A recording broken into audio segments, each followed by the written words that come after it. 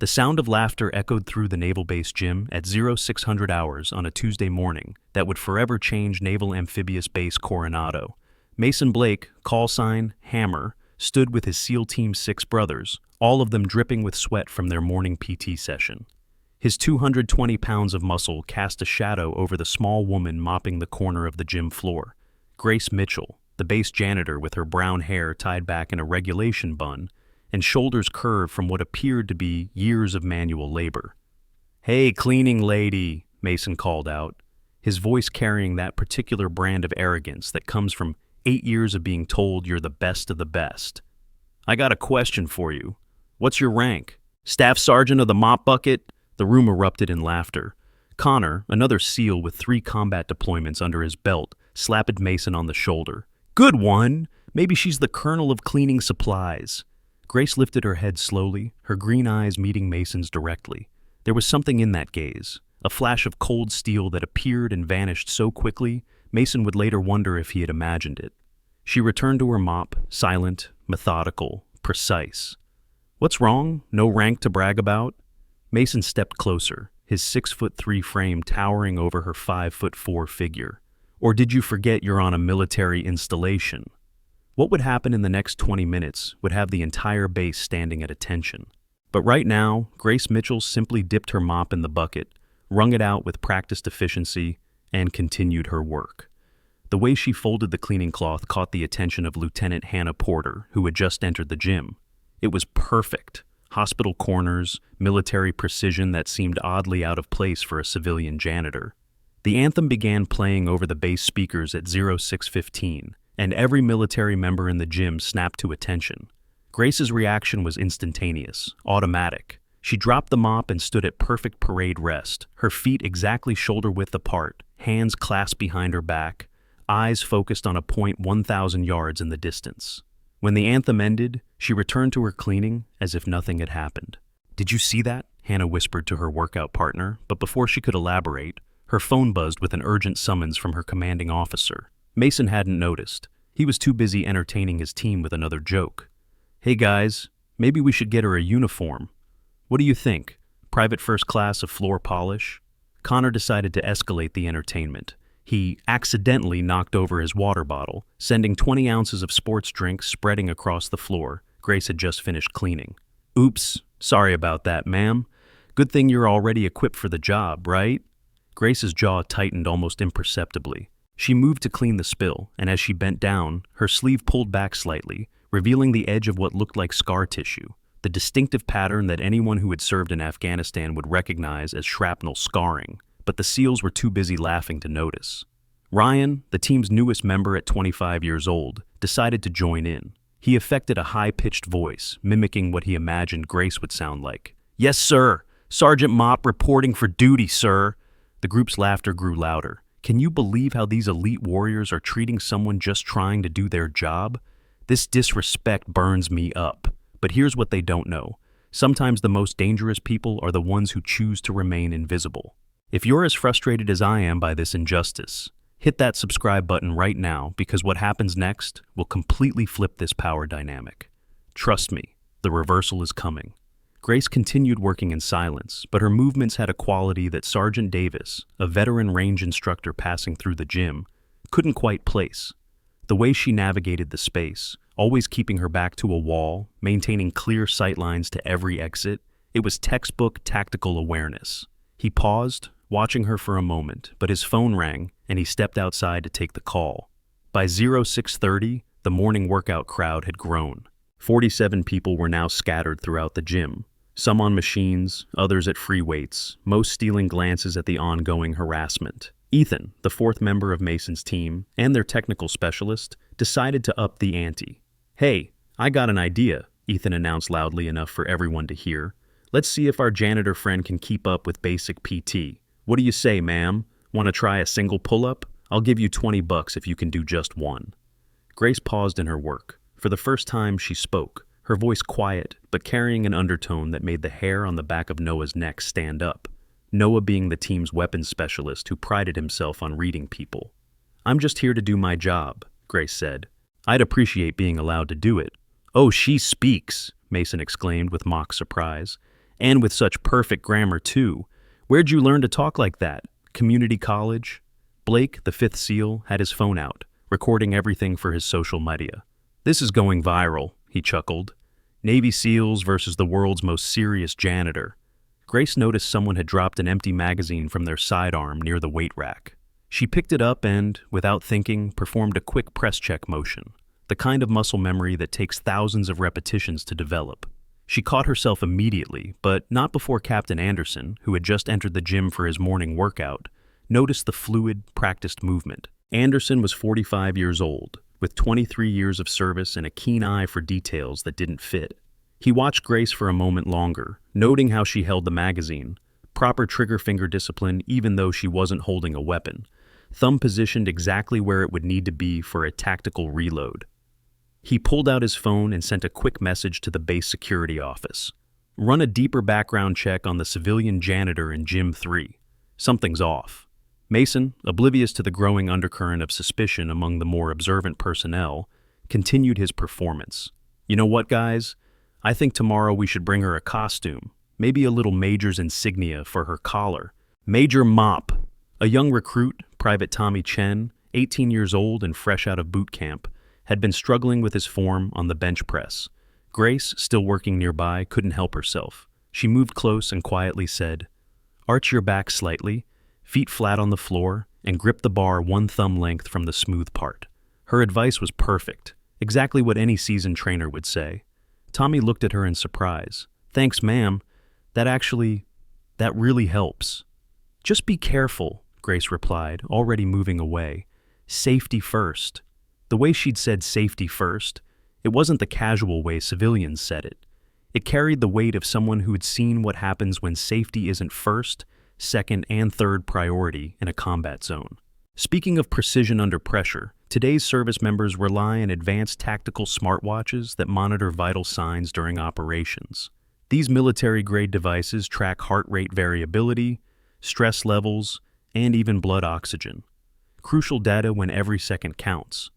The latest models include encrypted communication features and can withstand depths of 100 meters, making them essential for special operations where traditional equipment might fail.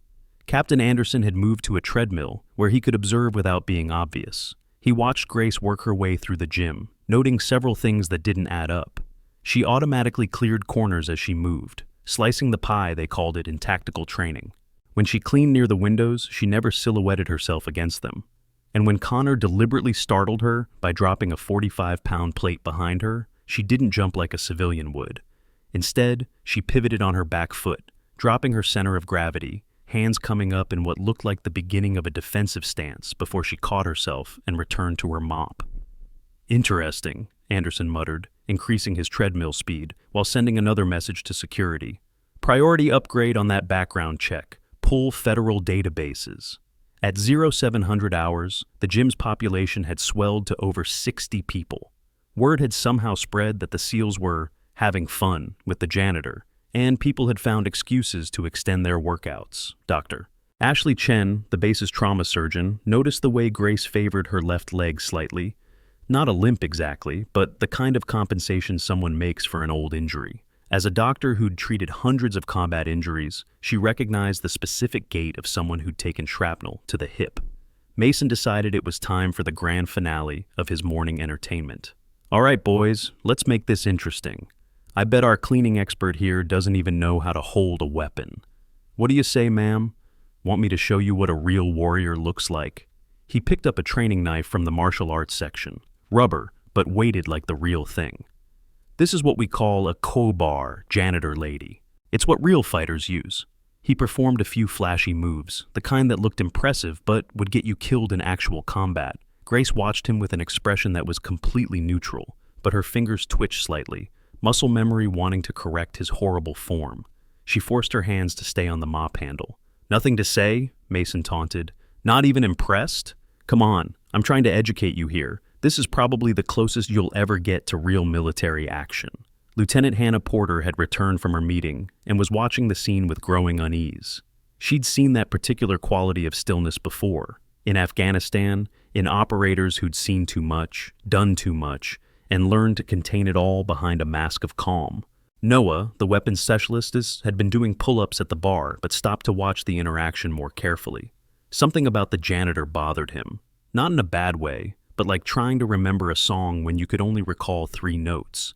He'd seen that exact stance somewhere before, that specific way of holding oneself that suggested coiled readiness rather than submission.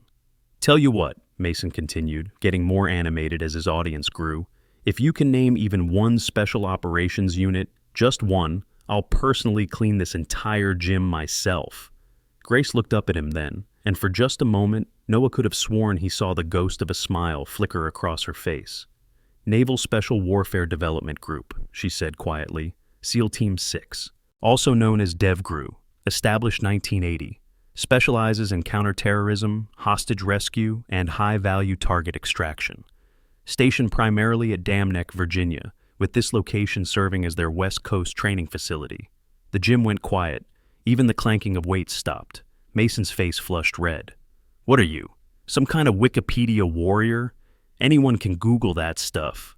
"You asked," Grace said simply, returning to her mopping. But she'd said too much, shown too much knowledge.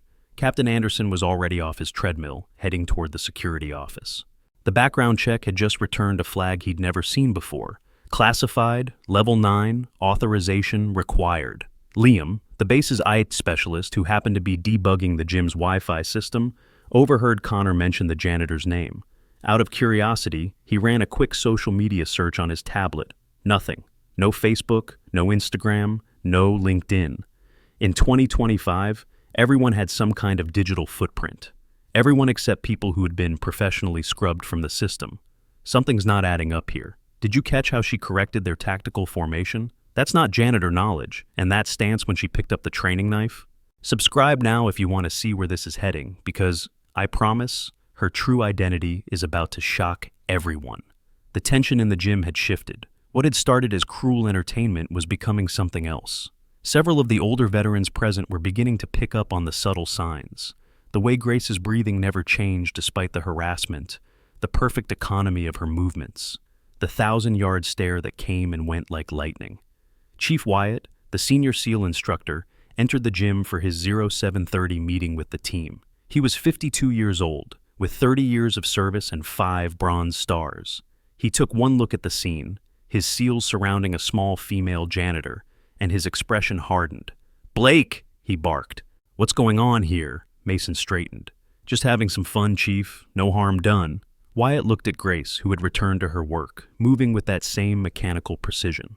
Something about her triggered a memory, a briefing from years ago about a classified unit. Something about ghosts. He shook his head. Impossible. At 0745, Grace finished mopping the main floor and moved to clean the equipment. As she wiped down a barbell, her grip on the bar was perfect, the exact grip width for someone of her height to perform a clean and jerk. When she cleaned the pull-up bar, she had to reach up, and her shirt lifted slightly, revealing more of the scarring on her lower back. Dakar. Ashley Chen, still watching, recognized the pattern immediately. IED blast scarring, the kind that came from being thrown by an explosion. Mason wasn't done. His pride had been stung by Grace's recitation of DevGru facts, and he needed to reassert his dominance. "You know what? I think our janitor here is a wannabe. Probably washed out of basic training or something. Is that it? You couldn't hack it, so now you memorize Wikipedia articles to feel important?" Ryan laughed and added, "Maybe she's one of those stolen valor types. Watches a few military movies and thinks she knows everything." Grace's grip on the cleaning cloth tightened, her knuckles white for just a moment before she forced herself to relax. Captain Anderson had returned from the security office, his face pale. He was holding his secure phone, and whatever he'd just been told had shaken him. Oliver, a new SEAL who'd just transferred from Virginia, entered the gym and stopped dead in his tracks when he saw Grace. There was something familiar about her, something that tickled the edge of his memory. He'd been at a classified briefing 3 years ago, where they'd mentioned a unit, Ghost something. Ghost 7? The briefing had been above his clearance level, but he remembered the reverent way the briefing officer had spoken about them. "Hey," Oliver called out to Mason, "maybe we should—" But Mason cut him off. "Not now, rookie. We're educating our janitor friend here about what real warriors look like." The situation was escalating. More people had gathered, creating a circle around the confrontation. Anna, who worked in the base cafeteria, watched with sympathy. Marcus, one of the gate guards on his break, had his hand hovering near his radio, sensing that something was about to go very wrong. Grace bent down to pick up a towel someone had dropped, and as she did, something fell out of her pocket, a challenge coin.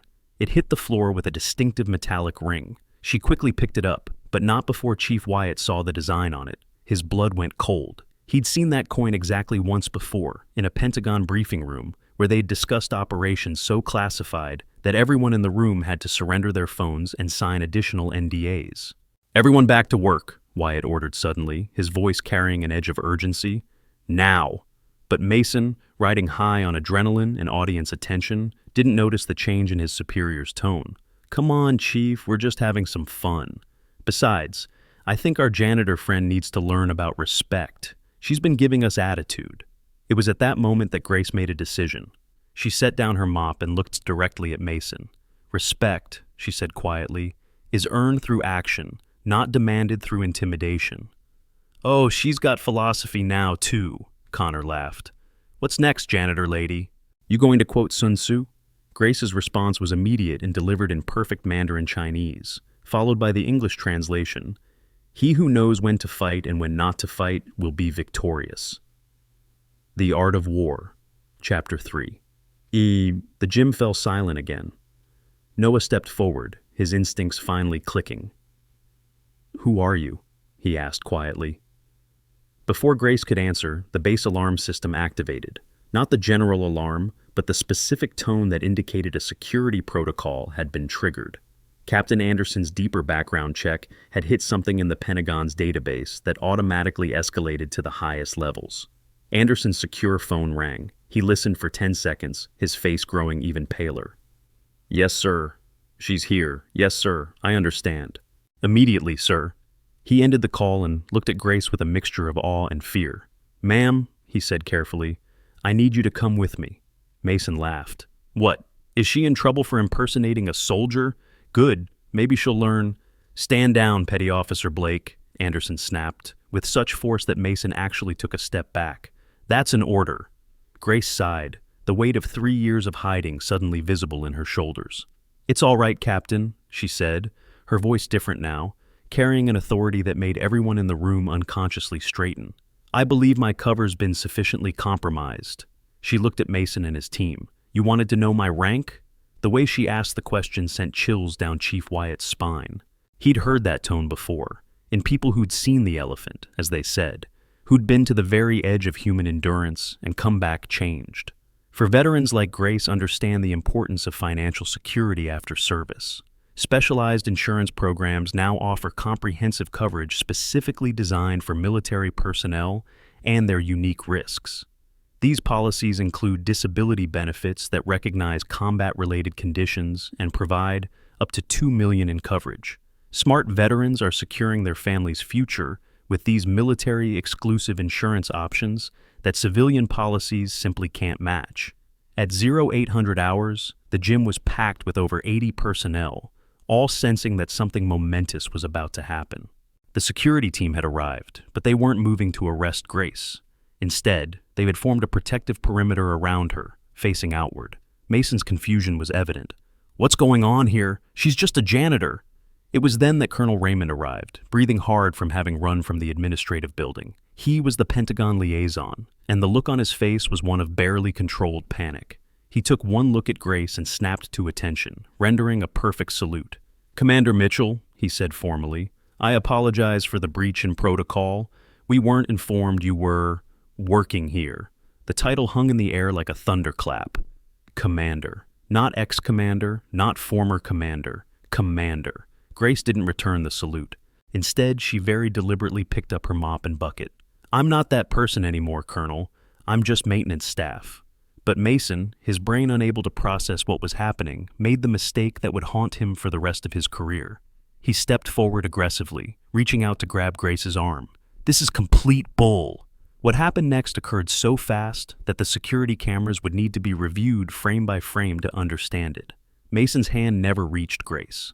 Instead, she shifted her weight minutely, redirected his momentum with a micro movement of her shoulder, and suddenly Mason was on his knees, his arm locked in a position that was just shy of causing actual damage.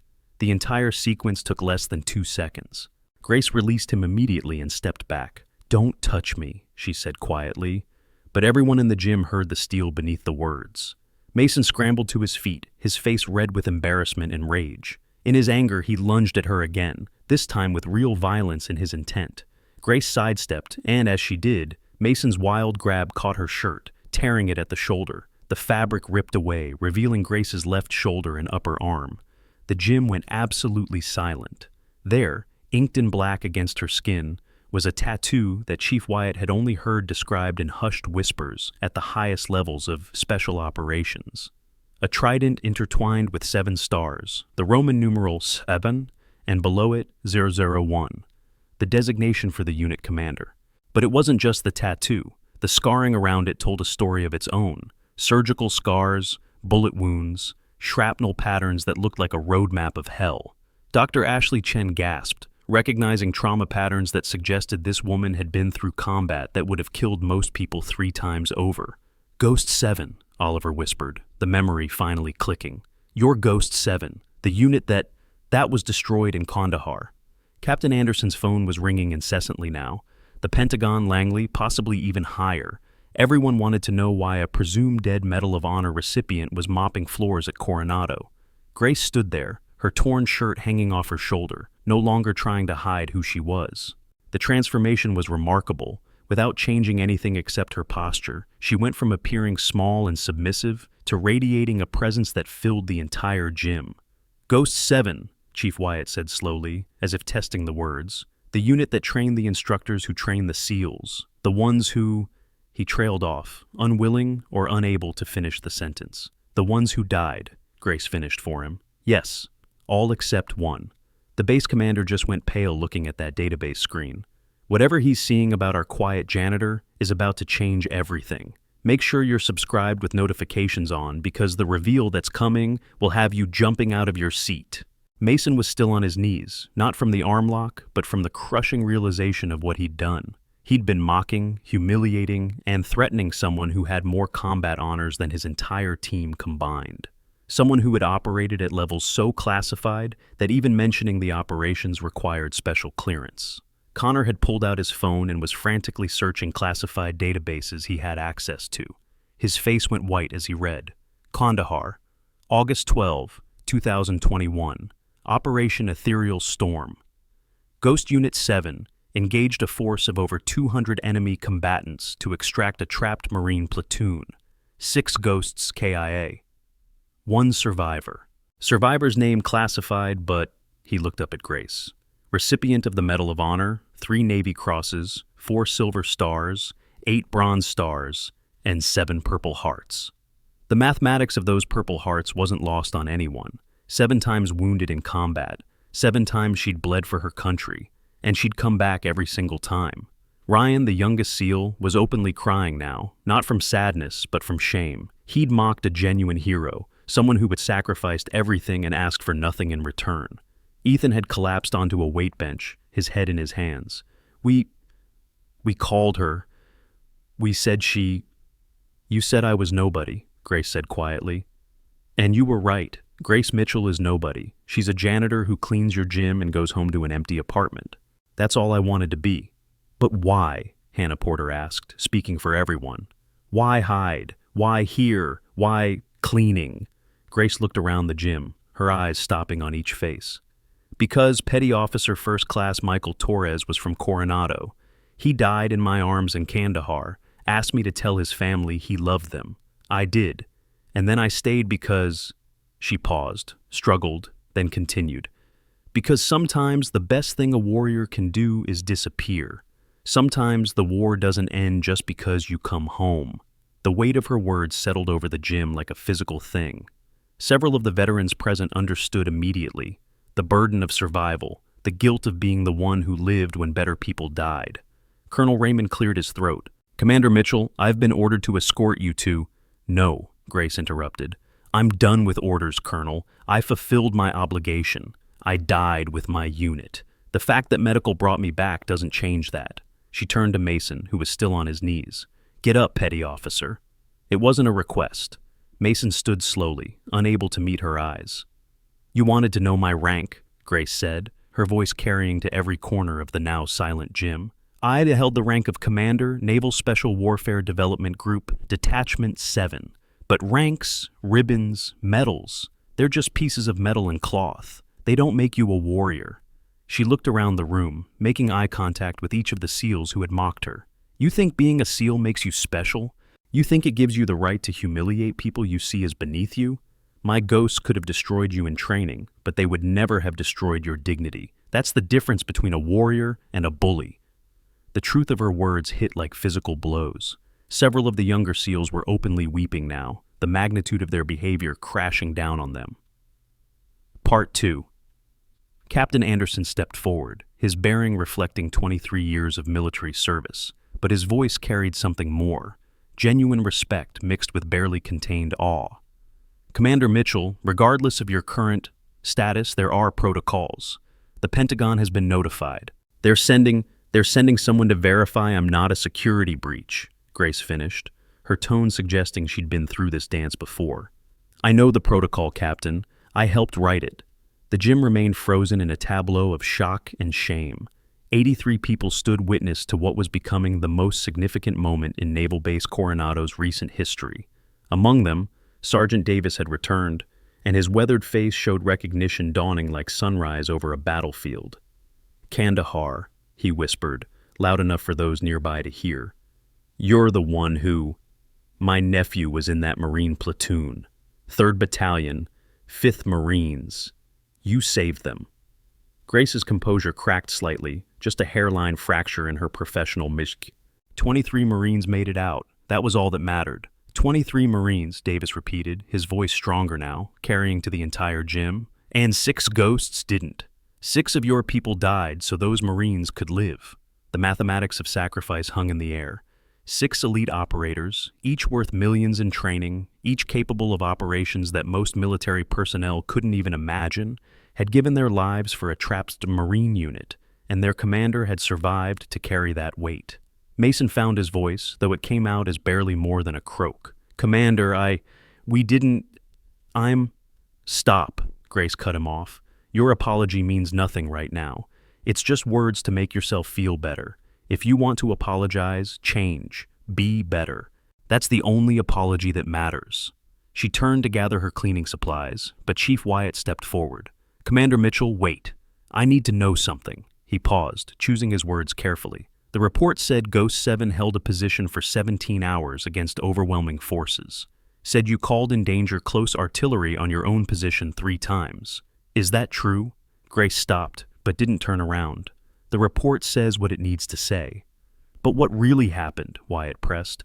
My cousin was one of those Marines, Lance Corporal David Wyatt. He wrote to me, said an angel came through hell to get them out.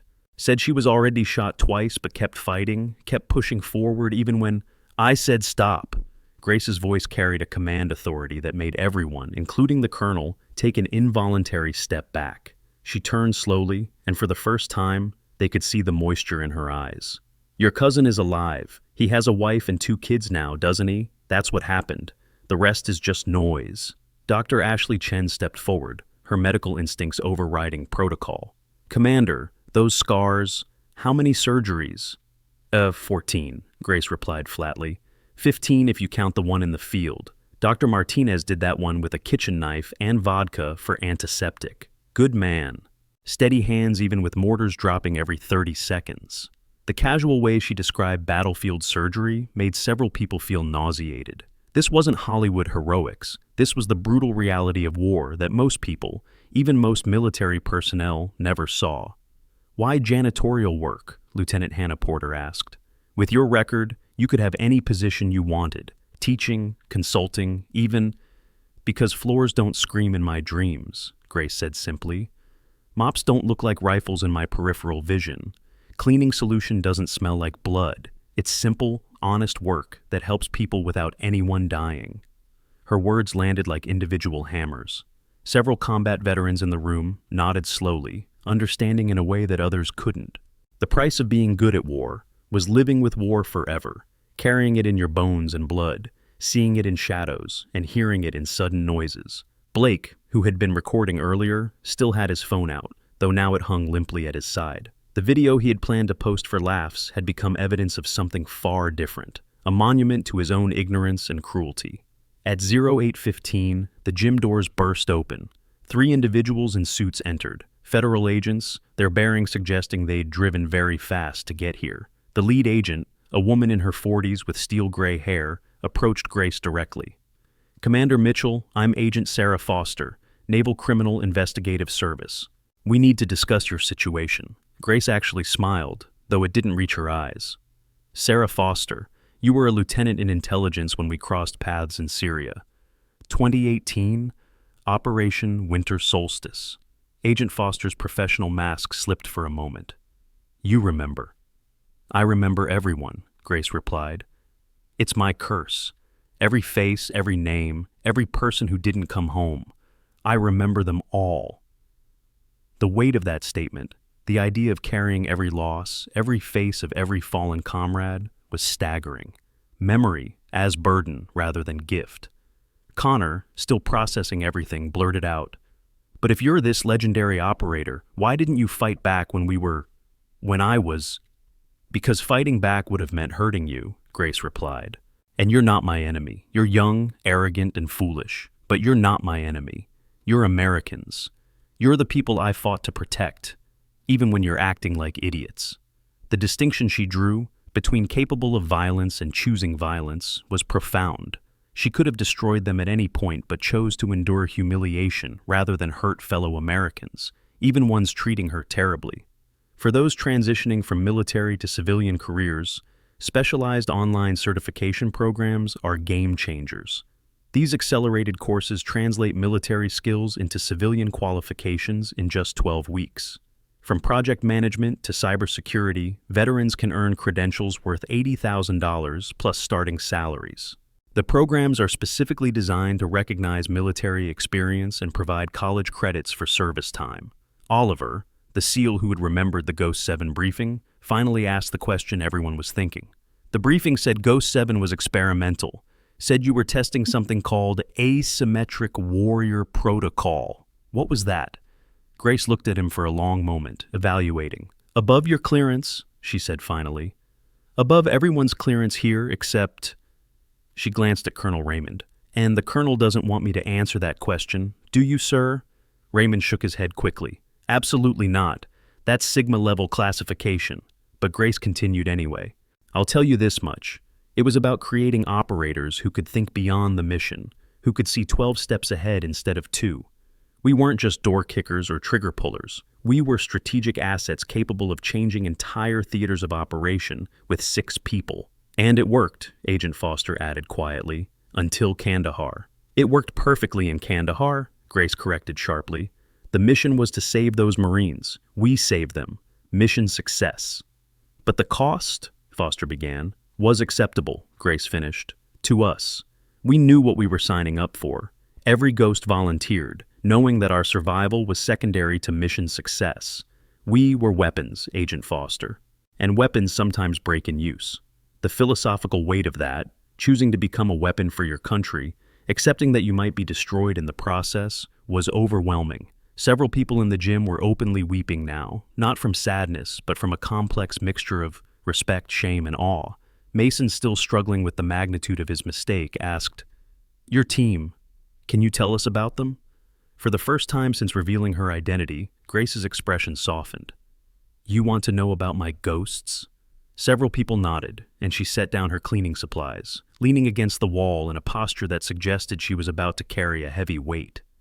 Ghost 2 was Marcus Thompson. Former Delta, spoke 7 languages, could have been a diplomat, but chose to be a warrior. He used to quote poetry in firefights, said it kept him calm. Neruda, mostly. He died holding the north entrance, took 37 enemy fighters with him. Ghost 3 was James Park, best sniper I ever saw, could thread a needle at 2,000 yards in a crosswind. Quiet man, sent half his pay to an orphanage in Somalia. We never found his body. Ghost 4, Maria Gonzalez. First woman through Green Beret training, though that's still classified. She could make explosives out of anything, kitchen chemicals, car parts, children's toys if needed. She rigged our last defensive position with improvised mines that bought us 3 extra hours. The explosion that killed her took out an entire enemy platoon. Ghost 5, David Okonkwo, Nigerian-American, built like a mountain but gentle as rain. He was our medic, saved more lives than I can count. He died protecting wounded Marines, standing over them with nothing but a pistol and pure determination. Ghost 6, Chen Wu, former Marine Raider, then CIA, then us. He could disappear in plain sight, once spent 3 weeks living in an enemy village gathering intel. He was covering our retreat when the RPG hit. Ghost 7, she paused, swallowed hard. That was Michael Torres, the youngest, just 26. Grew up right here in Coronado. He was our tech specialist, could hack anything with a circuit board. But more than that, he was our heart. Always had a joke, always had hope. He died in my arms, asked me to tell his mother he wasn't afraid. I lied to her. He was terrified, but he held his position anyway. That's real courage, being afraid and doing it anyway. The gym was absolutely silent except for the sound of crying. Grace had just given faces and names to heroes nobody would ever know, whose sacrifices would remain classified forever, except for this moment, this telling. They weren't just my team, Grace continued. They were my family, and I left them all in Kandahar. Their bodies came home, but their spirits, sometimes I think they're still there, holding that position, waiting for me to come back. Chief Wyatt, tears streaming down his weathered face, snapped to attention and rendered a perfect salute. One by one, everyone in the gym followed suit. SEALs, Marines, Navy personnel, even the civilian contractors. 83 people saluting a woman in a janitor's uniform with a torn shirt. Grace didn't return the salute. Instead, she simply nodded and said, "They deserve your salute, not me. I'm just the one who failed to die with them." "You didn't fail," Agent Foster said firmly. "You survived. That's not failure. That's a technicality," Grace interrupted. "I was clinically dead for 4 minutes and 37 seconds. The corpsman brought me back. Sometimes I wonder if he did me a favor." The raw honesty of survivors' guilt laid bare made several people look away. This wasn't the glorified version of military service shown in recruiting videos. This was the real cost, paid in blood and carried forever by those who survived. At 0830, more personnel had arrived. The base commander himself, Admiral Jack Harrison, entered the gym with his aide. The admiral was 60 years old with 40 years of service, and he had seen enough to know when he was in the presence of something extraordinary. "Commander Mitchell," he said formally, "I apologize for the treatment you've received on my base. This is unacceptable." Grace straightened slightly. "No apology necessary, Admiral. Your people didn't know who I was."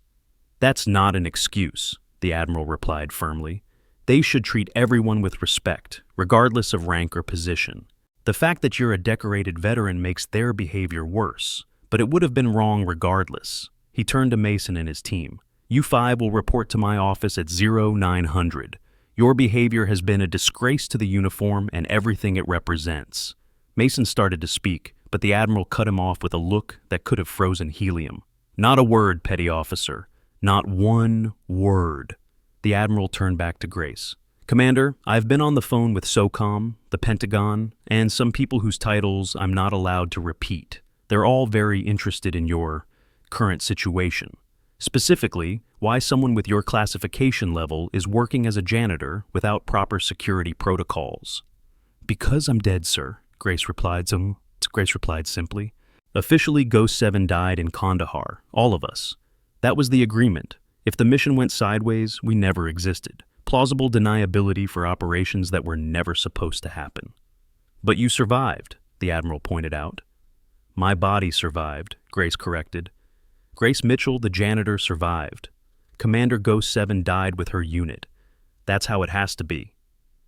Agent Foster stepped forward. "Actually, Commander, that's what we need to discuss. Your survival has created a situation. There are protocols for this, but they require..." A new alarm cut through the conversation. Not the security alarm from before, but the specific tone that indicated an incoming priority message from CENTCOM. Admiral Harrison's aide checked his secure tablet, his face going pale. "Admiral," he said urgently, "flash traffic from Afghanistan. There's been an incident. They're requesting Ghost 7 specifically. Every head in the gym turned to stare at Grace. She had gone very still, her face unreadable. That's impossible, Colonel Raymond said. Ghost 7 is disbanded. Officially, it never existed. The aide looked uncomfortable. Sir, the message is authenticated at the highest levels. It says Ghost 3's emergency beacon just went active. After 3 years, it just went active. Grace's legs gave out. She didn't fall so much as fold, sliding down the wall until she was sitting on the floor. That's impossible, she whispered. I saw the explosion. You saw what you needed to see to leave, Agent Foster said gently. But James Park was never confirmed KIA, only MIA, presumed dead. 3 years, Grace said, her voice hollow. 3 years, and his beacon just happens to go active now? That's not a rescue signal, that's bait. Maybe, Admiral Harrison agreed, but it's also a member of your team potentially alive and in enemy hands. Grace looked up at him, and for the first time, they could see the commander she had been, the strategic mind that had planned operations that officially never happened. Who knows I'm alive? Until an hour ago, 12 people in the world, Foster replied. Now, significantly more. Grace stood slowly, her mind clearly racing through possibilities, scenarios, threat assessments. It's too convenient. I get exposed and suddenly James is alive? Someone's playing a game. Or someone's been waiting, Oliver suggested quietly, waiting for you to surface, keeping him as insurance. The implications of that, an American operator held for 3 years as bait, sent a chill through the room. The war in Afghanistan was officially over, but everyone knew that unofficial operations continued, that the Shadow War never really ended. I can't, Grace said finally. I'm not that person anymore. I can't. Her phone rang. Not the basic flip phone that Grace the janitor carried, but a satellite phone that had been hidden in her cleaning cart. Only 3 people in the world had that number, and 2 of them were in this room. She answered it, listened for 10 seconds, then handed it to Admiral Harrison. It's for you, sir, the Secretary of Defense. The Admiral took the phone, his side of the conversation consisting mainly of, yes, sir, and understood, sir. He handed the phone back to Grace. Commander Mitchell, you've been officially reactivated. Temporary field commission, all previous clearances restored. I didn't agree to that, Grace protested. You don't have to agree, the Admiral replied, though his tone was sympathetic. The Secretary was very clear. If Ghost 3 is alive, we need Ghost 7 to get him back. You're the only one who knows their protocols, their codes, their extraction procedures. Grace looked around the gym at all the faces watching her. These people had seen her humiliated, revealed, and now potentially forced back into a life she'd tried to leave behind.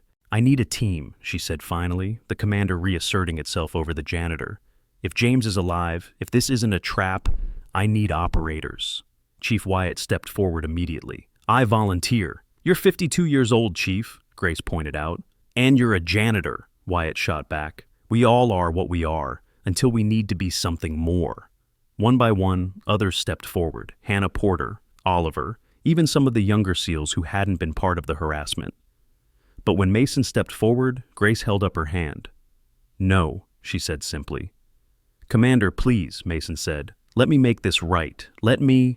This isn't about redemption, Petty Officer Blake, Grace cut him off.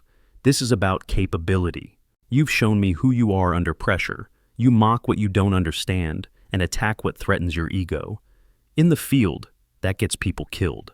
The dismissal was brutal in its simplicity. Mason stepped back, his face burning with shame. But, Grace continued, you can do something useful. You and your team can maintain security here. Make sure nobody talks about what happened today, because if James is alive and word gets out, he's dead. Can you handle that responsibility? Mason straightened. Yes, ma'am. Absolutely. Grace turned to Admiral Harrison. I need access to the classified files on Kandahar. All of them, including the ones that officially don't exist. Done, the Admiral replied. I need a direct line to whoever's running operations in that sector now. Done. And I need to know who else knows about that beacon activation. Agent Foster answered that one. As of now, 47 people with appropriate clearance. But, Commander, there's something else. The beacon isn't just active. It's transmitting coordinates and a message. What message? Grace asked, though her tone suggested she already suspected. 7 for 3, fair trade, that's all. Just 7 for 3, fair trade. Grace closed her eyes, understanding dawning. They want me in exchange for him. It's clearly a trap, Colonel Raymond said. We can't possibly... Of course it's a trap, Grace interrupted, but it's also James. If there's even a 1% chance he's alive... She trailed off, but everyone understood. The military's ethos of leaving no one behind wasn't just words. It was a sacred promise, written in blood and honored by those who understood that today's rescued was tomorrow's rescuer. That salute from the entire base gave me chills. But her story isn't over. There's still that mysterious phone call. Subscribe and check out our next video about the Marine who revealed her Purple Heart at the worst possible moment for the bullies. At 0845, the gym had been cleared of all non-essential personnel. Grace stood at the center of a small group consisting of Admiral Harrison, Agent Foster, Colonel Raymond, Chief Wyatt, and the volunteers who had stepped forward. Someone had brought her a proper uniform, and the transformation was complete. The janitor was gone, replaced by Commander Mitchell. The beacon coordinates, she said, studying the tablet Foster had provided. That's Hill 861. That's where Ghost 4 died. Whoever has James knows our operational history. Could be intel from interrogation, Foster suggested. James would die before giving up operational details, Grace said with absolute certainty. No, this is something else. Someone who was there, or someone with access to our after-action reports. Those reports were Sigma classified, Raymond protested. Only the Joint Chiefs and select intelligence personnel have access. Then we have a bigger problem than one missing operator, Grace replied. We have a leak at the highest levels. Her phone, the satellite phone, rang again. This time she put it on speaker. Grace? The voice was weak, distorted, but unmistakably familiar. Grace, if you're hearing this... James, Grace breathed, her professional composure cracking. James, is that you? They said you were dead, the voice continued, and they realized it was a recording. They showed me the footage, but I knew 7 wouldn't die that easy. I held position, Grace. 3 years, but I held position. Just like you taught us. But I can't. They're coming back. They want to know about Prometheus. I haven't told them, but I can't hold much longer. 7 for 3, Grace. You know what that means. You know what you have to do. The recording ended with the sound of a door opening and voices speaking in Pashto. Grace stood frozen, her face a mask of controlled fury. Prometheus, she said quietly. They're asking about Prometheus. Admiral Harrison stepped forward. Commander, what is Prometheus? Above your clearance, Admiral, Grace replied automatically, then caught herself. I apologize, sir, but Prometheus was need to know, and right now, nobody needs to know except me. If it's relevant to the mission, Foster began. Everything about Ghost 7 is relevant, Grace cut her off. But Prometheus is... It's the reason we all had to die in Kandahar. It's the reason our existence was erased. She turned to the volunteers. Anyone who comes with me needs to understand. This isn't a sanctioned operation. Officially, this conversation never happened. You'll be sheep-dipped completely off the books. If something goes wrong, you never existed. Chief Wyatt laughed grimly. Sounds like Tuesday in my world. Hannah Porter stepped forward. What do you need from us? Grace studied each volunteer, evaluating them with the eye of someone who'd led impossible missions. Chief Wyatt, you'll run logistics. Hannah, intelligence gathering. Oliver, you're on comms. She continued assigning roles with the efficiency of someone who'd done this many times before. What about us? Mason asked from where he and his team had been standing guard at the door. Grace looked at him for a long moment. You want to help, Petty Officer Blake? More than anything, ma'am. Then you'll do exactly what I tell you, when I tell you, without question or hesitation. Can you do that? Yes, ma'am. Grace nodded slowly. You and your team will create a distraction. Make it look like you're deploying for a training exercise. Draw attention away from our actual movement. We can do that, Mason said eagerly. At 0900, the pieces were in motion. Grace had shed the last vestiges of her janitor persona, standing in full tactical gear that someone had produced from stores. The muscle memory was obvious in the way she checked her equipment, the way she moved. This wasn't someone remembering how to be a soldier. This was someone letting the soldier back out. Commander, Admiral Harrison said formally, I need to be clear. The United States government cannot officially sanction this operation. I understand, sir. But, he continued, if you happen to recover a missing American operator while conducting a completely unrelated personal matter, well, we'd be grateful. Grace actually smiled. Understood, Admiral. Agent Foster handed her a secure tablet. Everything we have on the current situation in that sector. Taliban positions, local warlords, recent activity. It's not good, Commander. The group holding that position is led by someone calling himself the Gardener. Ring any bells? Grace's face went pale. Rashid al-Baghdadi. We called him the Gardener because he liked to plant things. IEDs mostly, but sometimes people. He was supposed to be dead. Apparently not, Foster replied.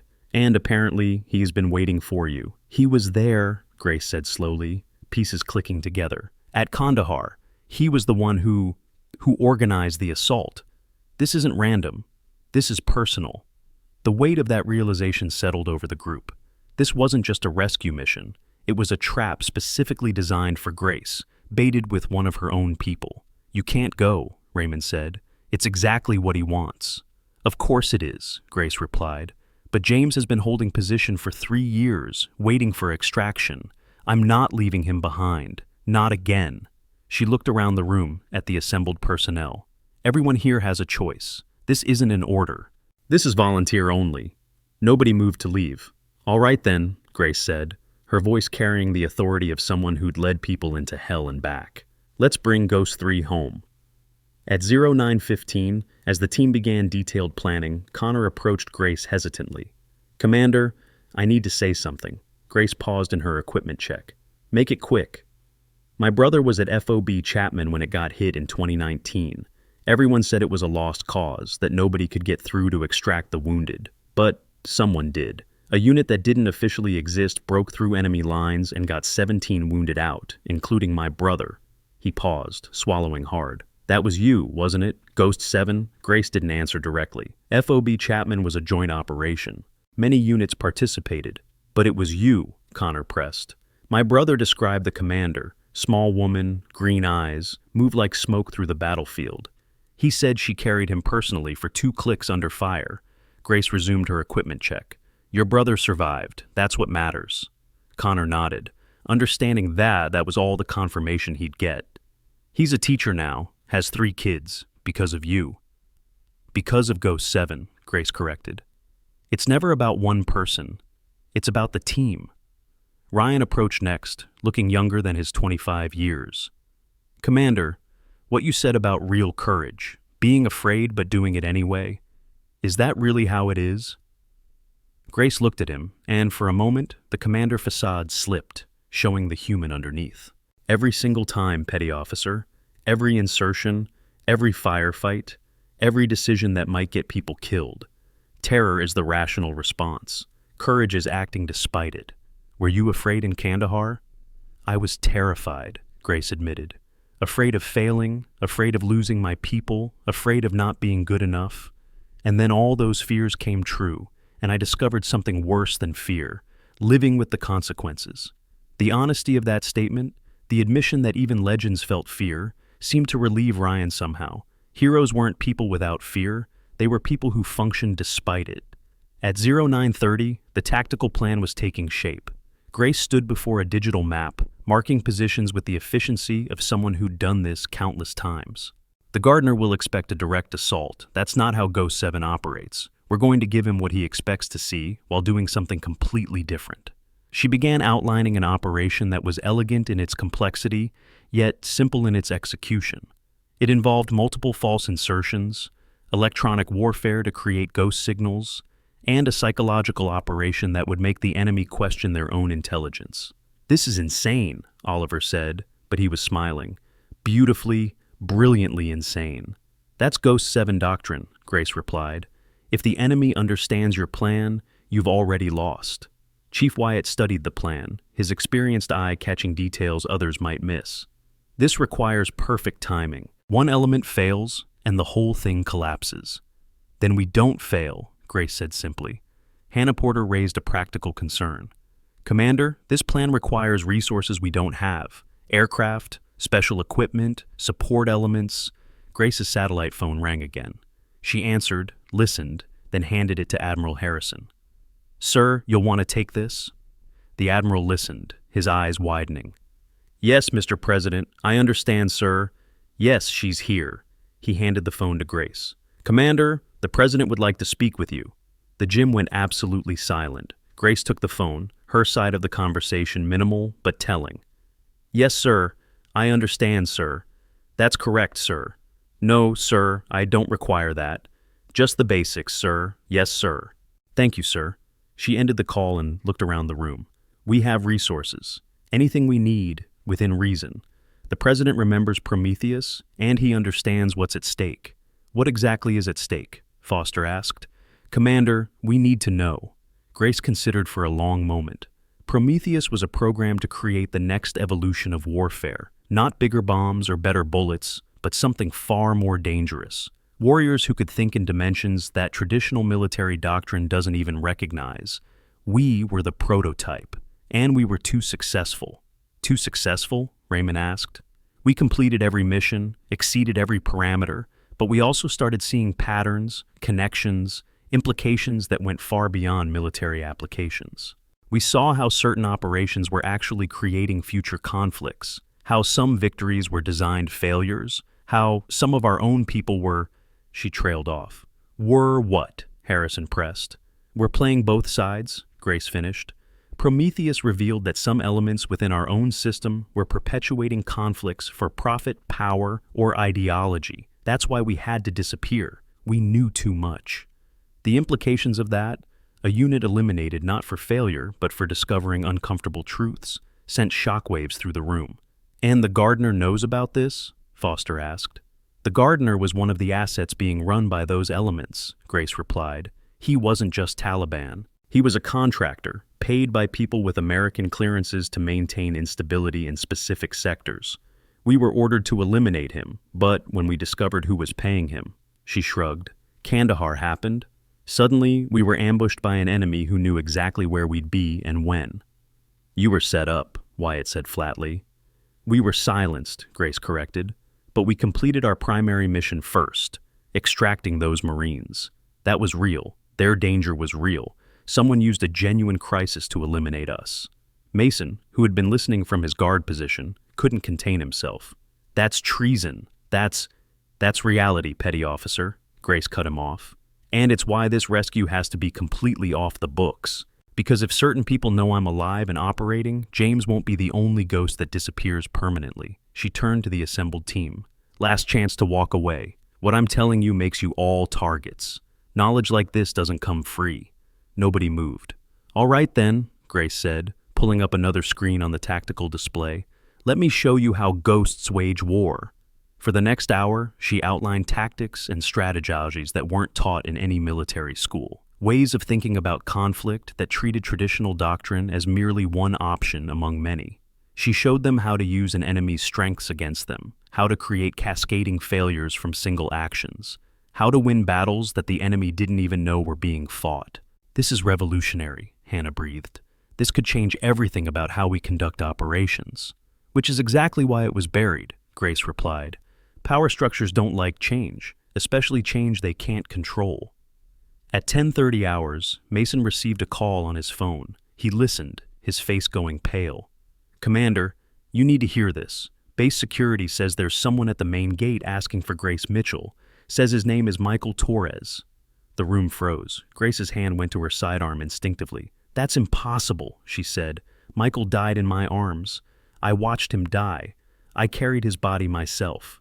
"Ma'am," Mason continued, "he says to tell you the garden is overgrown and it's time to pull the weeds." Grace's legs nearly gave out again. That was a Ghost 7 code, known only to the 7 members of the unit. It meant a member was under duress but needed immediate extraction. "It's a trap," Foster said immediately. "Someone's using your emotional connection." "Of course it's a trap," Grace snapped. "Everything about this is a trap, but that code, how would anyone know that code?" She was already moving, the team following. At the main gate, a figure stood in civilian clothes, jeans, t-shirt, baseball cap pulled low. When he looked up, several people gasped. It was Michael Torres, or someone who looked exactly like him. Grace approached slowly, her hand on her weapon. "Michael's dead," she said flatly. The man smiled sadly. "Part of him is, Commander, the part that died in Kandahar. But bodies are surprisingly resilient, especially when certain agencies want information." "Prove it," Grace demanded. "Prove you're him." The man rattled off a series of numbers and codes that made Grace's face go white. Then he said, "You sang to me, Commander. As I was dying, you sang that song your grandmother taught you. The one in Mandarin about the soldier who became the wind." Grace's weapon was out and aimed before anyone could react. But instead of shooting, she asked, "What did I promise you?" "That you'd tell my mother I loved her," Michael replied. "That you'd make sure she knew I wasn't afraid. And that you'd water the jasmine plant in her garden because I couldn't anymore." Grace lowered her weapon slowly. "Michael, how?" "Black Site Medical Facility," he replied. "They kept me alive to extract information about Prometheus. Took them 2 years to break me, Commander. I'm sorry. I told them everything." "It's not your fault," Grace said immediately. Then her tactical mind reasserted. "Wait, if you've been in custody, how are you here now?" Michael's smile turned grim. "Because someone very high up wants Prometheus reactivated, and they need you to do it. My release is contingent on your cooperation. And James? James is real. The beacon is real. The gardener has him. But, Commander, it's all connected. Someone's playing a game so complex that even I can't see all the angles. But they need you alive and operational for it to work." Grace looked around at her assembled team, then back at Michael. "Ghost 6, you're really alive. Damaged, probably compromised, definitely tracked, but alive," Michael confirmed. "And Commander, there's more. The gardener doesn't just have James, he has something from Prometheus. Something we thought was destroyed in Kandahar." "The protocol files," Grace breathed. "All of them," Michael confirmed. "Every operational plan, every psychological profile, every next-generation warfare concept we developed. In the wrong hands, it's a blueprint for controlled chaos on a global scale." The magnitude of the threat was staggering. The Prometheus Protocol wasn't just military doctrine. It was a comprehensive system for manipulating conflicts at every level, from individual psychology to international relations. Admiral Harrison stepped forward. "Commander Mitchell, if this is true, we need to inform..." "Inform who, Admiral?" Grace interrupted. "We don't know how high this goes. We don't know who's compromised. The only thing we know is that someone wants me operational badly enough to release a ghost they've held for 3 years. She turned to Michael. "Who sent you?" "Someone who calls themselves Shepherd," Michael replied. "Never saw a face, only heard a voice. But Commander, they knew things. Operational details that were never recorded. Personal things about each ghost that we never reported." "An inside source," Grace concluded. "Someone who was there, or someone who debriefed us without our knowledge." Agent Foster's secure phone buzzed. She checked it, her face going pale. "Commander, we have a problem. Satellite imagery just detected significant movement in the gardener's sector. It looks like he's preparing to move your man. We have maybe 12 hours before Ghost 3 disappears forever." Grace stood still for a moment, processing variables, calculating odds, weighing options. Then she straightened, and everyone could see the commander fully reassert herself. "All right, we go in 6 hours. Chief Wyatt, I need transport arranged, something that doesn't exist on any flight logs. Hannah, coordinate with whatever intelligence assets you trust. Emphasis on trust. Oliver, set up a command post here, completely isolated from base systems. Foster, I need you to run interference with anyone asking questions." She turned to Mason and his team. "You 5 are going to create the loudest, most visible training exercise this base has ever seen. I want everyone watching you while we disappear." "Yes, ma'am," Mason replied, eager to contribute. Finally, she turned to Michael. "Ghost 6, I need to know. Are you compromised? Are you a liability?" Michael met her gaze steadily. "Almost certainly, Commander. They did things, implanted things. I'm probably walking surveillance, but I'm also Ghost 7, and ghosts don't abandon their own." Grace nodded slowly. "Then we account for it. We use their surveillance against them." She turned to the team. "Listen carefully. We're going to run a mirror protocol. Everything they expect to see, we show them. Everything they don't expect, we hide in plain sight. And when they think they have us..." She smiled, and it was not a pleasant expression. That's when we remind them why Ghost 7 was classified beyond classification. As the team dispersed to their preparations, Connor approached Grace one more time. "Commander, when this is over, what happens? Do you go back to being a janitor?" Grace looked at him with eyes that had seen too much. "Petty officer, people like me don't get to go back. We only go forward, one mission at a time, until we don't."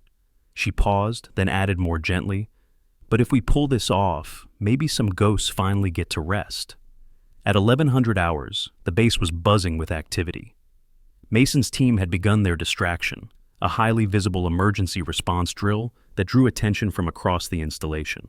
Meanwhile, Grace's team moved like shadows, utilizing routes and procedures that didn't officially exist. In a secure room that had been hastily converted to a tactical operations center, Grace stood before a wall of screens showing real-time intelligence. The gardener's compound was a fortress built into a mountainside, defended by at least 100 fighters and surrounded by some of the most hostile terrain in Afghanistan. "It's a kill box," Chief Wyatt observed. "He wants you to come, and he's prepared for it." "He's prepared for an assault," Grace corrected. "He's not prepared for what we're actually going to do." She began outlining the final phase of her plan, and even hardened operators like Wyatt found themselves amazed at the audacity of it. "You're going to let them capture you," Hannah said, not quite believing what she was hearing. "I'm going to let them think they've captured me," Grace corrected. "There's a difference. Michael will be the bait. They're tracking him anyway. While they focus on him, the real insertion happens here." She pointed to a section of the mountain that looked completely inaccessible. "That's a sheer cliff face," Oliver protested. "To everyone except Ghost 4, Grace replied. "Maria mapped that route 3 years ago as an emergency extraction path. The gardener doesn't know we know about it because Maria never made it back to report it, but she uploaded it to a dead drop that only I knew about." She pulled up technical schematics that looked impossibly complex. The Prometheus protocol included something called dynamic mission architecture, the ability to run multiple operations simultaneously that appear unconnected but actually support each other. "We're going to run 7 operations at once." "7?" Foster asked. "One for each ghost," Grace replied. "Michael runs the decoy. I run the infiltration. Wyatt coordinates air support that won't officially exist. Hannah feeds false intelligence to make them expect attacks from the wrong directions. Oliver creates electronic ghosts to multiply our apparent numbers. Mason's team continues their very loud distraction to mask our departure. And, Harrison prompted. "And we activate Prometheus itself," Grace finished. "The protocol includes a psychological warfare component that will make the gardener's own men turn against him, not through violence, but through doubt. We're going to make him question everything he thinks he knows." Michael studied the plan, his enhanced understanding of Prometheus allowing him to see the elegant complexity of it. "Commander, this is beyond anything we ever attempted. You're essentially conducting symphony warfare, every element supporting every other element in perfect harmony." "It's what we trained for," Grace replied, "what we were built for, and it's the only way to get James out alive while securing the protocol files." She looked around the room at her assembled team. "In 5 hours, we execute. Some of us might not come back, but if we succeed, we prevent a new kind of warfare from falling into the wrong hands. We save a brother who's been holding position for 3 years. And maybe, just maybe, we give some ghosts the peace they've earned." As the final preparations began, Grace found herself alone with Michael for a moment. "Tell me the truth," she said quietly. "Are you really Michael, or are you something they built to look like him?" Michael met her gaze sadly. "I ask myself that every day, Commander. They did things, changed things. I have his memories, his skills, his love for his family. But am I him, or am I a very good copy? I don't know. But I know this, whether I'm the original or not, I'm Ghost 7, and that's enough." Grace nodded slowly. "Yes," she said. "It is." At 1300 hours, as the team made final preparations, Grace's satellite phone rang one more time. She listened, her face giving nothing away. "Understood," she said finally. "Tell the shepherd that the garden will be tended." She ended the call and looked at her team. "Final confirmation. The gardener just posted a video of James. He's alive but degraded. We have 6 hours before the auction." "Auction?" Foster asked. "This'll be gesagt?" "He's selling James to the highest bidder," Grace explained, "along with the Prometheus files. Representatives from 7 different terrorist organizations and 3 nation-states are already en route. The stakes had just escalated exponentially. This wasn't just about rescuing one man anymore. It was about preventing warfare technology from spreading to every enemy of the United States. Admiral Harrison stood. "Commander Mitchell, in light of this information, I'm officially authorizing Operation Ghost Dance. You have full support, complete deniability, and carte blanche to do whatever is necessary." Grace smiled grimly. "Ghost Dance, I like it. Dancing with the dead." As the clock moved toward mission launch, each team member made their personal preparations. Some wrote letters they hoped would never be sent. Others simply sat in quiet meditation, preparing mind and spirit for what was to come. Grace stood apart, looking at a small photograph she'd carried for 3 years.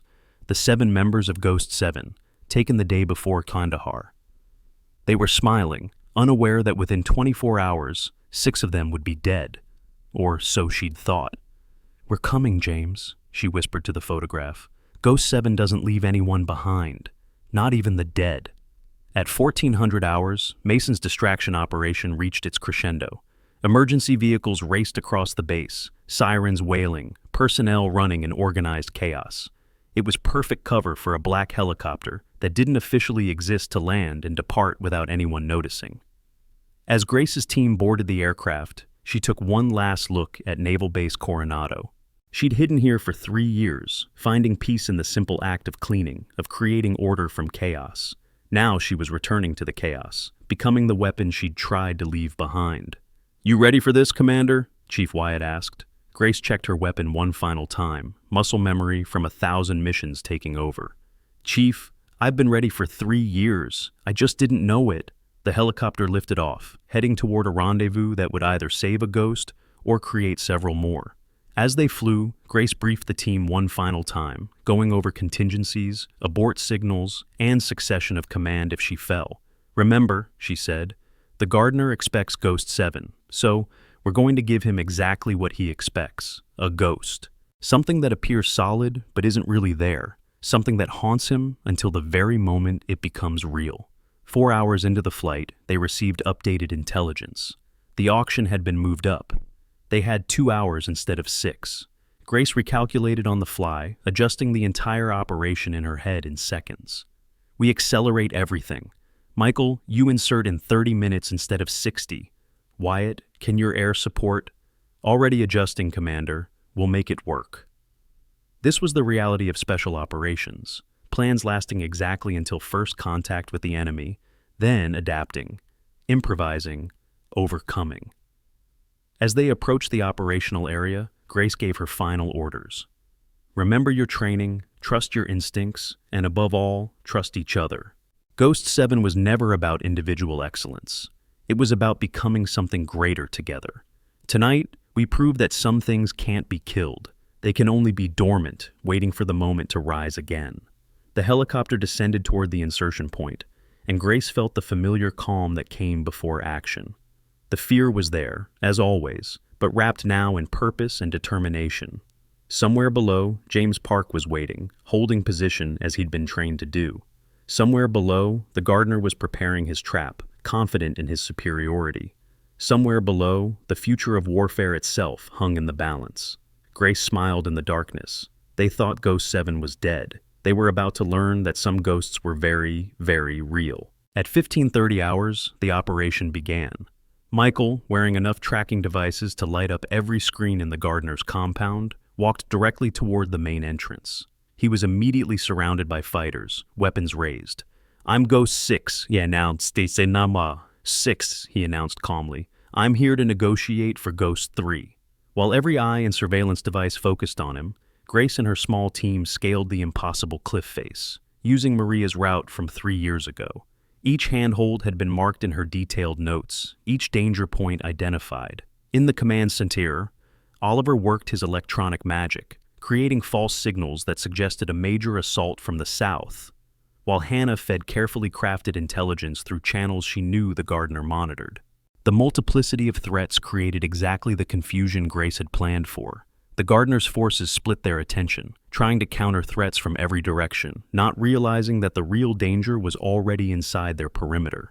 Grace moved through the compound like smoke, her 3 years of absence having done nothing to diminish her skills. If anything, the simplicity of her janitor's life had given her a clarity she hadn't possessed before, a perfect focus unmarred by ego or ambition. She found James in a cell carved from the mountain itself, barely recognizable after 3 years of captivity. But his eyes, when they met hers, were still sharp. 7, he whispered, his voice destroyed by screaming. You came. Ghosts don't abandon ghosts, she replied, working to free him. Can you move? I've been preparing for this moment for 3 years, James replied. I can move. As she helped him stand, alarms began blaring throughout the compound. The gardener had realized the deception. Time to go, Grace said, supporting James's weight. But as they moved toward the extraction point, they found their path blocked by the gardener himself, Rashid al-Baghdadi, the man who'd orchestrated Kandahar. He stood with 20 fighters, all weapons trained on Grace and James. Commander Mitchell, he said in accented English, I've waited 3 years for this moment. Grace gently lowered James to the ground and stepped forward. So have I. What happened next would be debated in classified after-action reports for years. Some said Grace moved faster than humanly possible. Others claimed the gardener's own men hesitated at the crucial moment. The surveillance footage, what little survived, showed only chaos and shadows. But the result was clear. Within 45 seconds, the gardener and 6 of his men were down, the rest fleeing in panic. Grace stood in the center of the carnage, breathing hard, blood running from multiple wounds but still standing. How? The gardener gasped from where he lay dying. Grace knelt beside him. You made one mistake, Rashid. You thought Kandahar broke us, but breaking is just another word for reshaping. You didn't destroy Ghost 7, you refined us into something harder. She retrieved a hard drive from his pocket, the Prometheus files. Then she helped James to his feet again, and they moved toward extraction as the compound erupted in chaos around them. The helicopter extraction was hot, taking fire from all sides. Chief Wyatt coordinated supporting fire from assets that would never appear in any official record. Hannah and Oliver had successfully convinced half the gardener's forces that they were under attack from their own allies, creating a fratricidal nightmare that covered the team's escape. As the helicopter lifted off with Grace, James, and the precious intelligence, Michael's voice came over the comm. Commander, I'm pinned down. They've got me surrounded. Grace didn't hesitate. Circle back, she ordered the pilot. Commander, Wyatt protested, the mission is complete. We have Ghost 3 and the files. The mission is complete when all the ghosts are accounted for, Grace repeated. They found Michael holding a defensive position against impossible odds, down to his last magazine. The helicopter's door gunner cleared a path, and Grace herself fast-roped down to retrieve him. As she pulled him toward the rope, he said, You know I'm probably not really him, right? Not the original Michael? I don't care, Grace replied. You're Ghost 7. That's all that matters. As they lifted off for the final time, the gardener's compound burning below them, Grace looked at her recovered ghosts. James, broken but unbroken after 3 years of captivity, and Michael, perhaps not the original, but still willing to die for his brothers. Prometheus is secured, she reported to Admiral Harrison over secure comms. All ghosts accounted for. Outstanding work, Commander. Return to base for debrief. But Grace knew it wasn't over. Whoever Shepard was, whoever had orchestrated this entire operation, was still out there. The game within the game continued. As they flew back towards safety, her satellite phone rang one final time. She looked at the caller ID, and her blood went cold. It was a number she hadn't seen in 5 years, one that should have been deactivated when its owner died. She answered slowly. This is Mitchell. Hello, 7. The voice was familiar, impossible, and absolutely real. This is 1, the real Ghost 1, and it's time you learn the truth about Prometheus. Grace's hand trembled as she held the phone. Ghost 1, Colonel Marcus Stone, had been the founding commander of the Ghost program. He'd been reported killed in Syria 5 years ago, before Ghost 7 was even operational. You're dead, she said flatly. So were you, the voice replied. Death, it seems, is negotiable for ghosts. I've been watching, Grace. You did well tonight. You saved James, recovered Michael, secured the files. But you also proved something far more important. What's that? That Ghost 7 is ready for the real mission. Kandahar wasn't the end, Grace. It was just the beginning. The enemies we face aren't in Afghanistan or Syria or any battlefield you can find on a map. They're in boardrooms and situation rooms, wearing our own uniforms and carrying our own clearances. Grace looked at her team, all exhausted but alive, all having followed her into hell and back, based on trust alone. "What do you want?" she asked, startled. "I want you to disappear again," Ghost One replied. "All of you. Go back to your covers, your simple lives, your invisible existence, but stay ready. Because when the time comes, and it will come soon, Ghost 7 will rise again. And this time, we're going after the real enemies of this country." The line went dead. Grace slowly lowered the phone, her mind racing through implications and possibilities. "Commander?" Wyatt asked, noting her expression. "What is it?" She looked at him, then at the rest of her team. "It's a choice," she said finally. "We can return to base, debrief, and try to return to normal lives, or, Hannah prompted, or we accept that Ghost 7 has unfinished business, that Prometheus was never about creating better warriors. It was about creating warriors capable of fighting a different kind of war, a war against enemies who hide behind our own flag." The helicopter flew on through the night, carrying its cargo of ghosts and secrets. Below them, the world continued spinning, unaware that the nature of warfare itself was about to change. As dawn broke over the Pacific, they approached Coronado.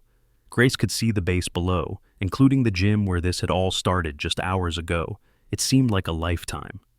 "So, what's it going to be, Commander?" Michael asked. "Do we go back to being janitors and petty officers and forgotten veterans, or do we become what Prometheus always intended us to be?" Grace thought about her 3 years of peace, mopping floors and finding solace in simple, honest work. Then she thought about James, held for 3 years because someone in their own government had betrayed them. She thought about the 6 ghosts who died in Kandahar, sacrificed for someone's political game. "We do both," she said finally. "We return to our covers, our simple lives, but we stay connected, stay ready, because Ghost One is right. The real war isn't over. It's just beginning." As the helicopter touched down at Coronado, a crowd had gathered despite the early hour. Word had somehow spread that something extraordinary had happened. Among them stood Mason and his team, still in their gear from the distraction operation. Grace stepped off the helicopter, supporting James, Michael behind them. The crowd parted as Admiral Harrison approached. "Commander Mitchell," he said formally, "the United States owes you a debt that can never be repaid." "The debt is already paid, Admiral," Grace replied, "in blood 3 years ago. This was just interest." She helped James toward the medical vehicle, then paused and turned back to Mason and his team. "Petty Officer Blake," she called out. Mason stepped forward, standing at attention. "Yes, ma'am." "You performed your distraction mission perfectly. Well done." Mason's face flushed with pride. "Thank you, ma'am." Grace stepped closer, lowering her voice so only those nearest could hear. "You asked about my rank earlier. The truth is, rank doesn't matter. What matters is what you do with whatever position you hold. A janitor can be more honorable than an admiral if they do their job with integrity and respect for others." She looked at each of the SEALs who had mocked her. "You're elite warriors, among the best in the world. But being elite doesn't make you better than others. It gives you a greater responsibility to be worthy of the respect you're given. Remember that." "Yes, ma'am," they replied in unison. As Grace walked away, supporting James toward medical, Connor called out, "Commander, will we see you again?" She paused, looking back with a slight smile. "Petty Officer, you've been seeing me every day for 3 years. You just didn't know it." 2 hours later, after medical treatment and initial debriefs, Grace stood in the base commander's office. Admiral Harrison, Agent Foster, Colonel Raymond, and several others were present, including some joining by secure video link from Washington. "The Prometheus files have been secured and will be transferred to the appropriate authorities," Admiral Harrison reported. "Which authorities?" Grace asked pointedly. "The same ones who betrayed us in Kandahar? That's being investigated," Foster said carefully. "Commander, your allegations about internal betrayal are being taken very seriously." "They should be," Grace replied, "because whoever set us up 3 years ago is still out there, and now they know I'm alive." A voice from the video link spoke up. Someone Grace couldn't see, their face obscured. "Commander Mitchell, you've been offered full reinstatement, promotion to captain, your choice of assignments." "I decline," Grace said simply. "I'm sorry." "I said I decline." Grace Mitchell is going back to being a janitor. It's honest work, and it keeps me close to where I'm needed. You're needed in active service, the voice protested. I am in active service, Grace countered, just not the kind you put on forms. Ghost 7 was always about operating outside traditional structures. That's what made us effective. Put me back in the system, and I become just another officer. Leave me in the shadows, and I remain a ghost. There was a long pause, then Admiral Harrison spoke. What exactly are you proposing, Commander? Grace looked around the room, evaluating each face, each potential ally or threat. I'm proposing that Grace Mitchell continue her work as a janitor at this base. She lives quietly, bothers no one, draws no attention. But when situations arise that require specialized solutions, you know where to find her. And the other ghosts? Foster asked. What other ghosts? Grace replied. Ghost 7 died in Kandahar. The records are very clear about that. Understanding dawned on several faces. Grace was offering to become a completely deniable asset, existing in plain sight but officially not existing at all. That's highly irregular, the voice from Washington said. So was Prometheus, Grace pointed out. So was Kandahar. So is the fact that American operators were betrayed by their own people. Irregular seems to be the new regular. After another long pause, Admiral Harrison stood. I believe Commander Mitchell's proposal has merit. She remains a civilian employee of this base, drawing a janitor's salary, living a quiet life. Anything beyond that is unofficial. Agreed, said the voice from Washington, and the link terminated. As the meeting concluded and people filed out, Agent Foster lingered. Grace, you know this isn't over. Whoever Shepard is, whoever Ghost 1 really is, you're now in the middle of something that goes far beyond military operations. I know, Grace replied, but that's tomorrow's problem. Today, I need to make sure James gets proper treatment and Michael finds his way back to whatever normal looks like for him. And you? Foster asked. What does normal look like for you? Grace considered the question.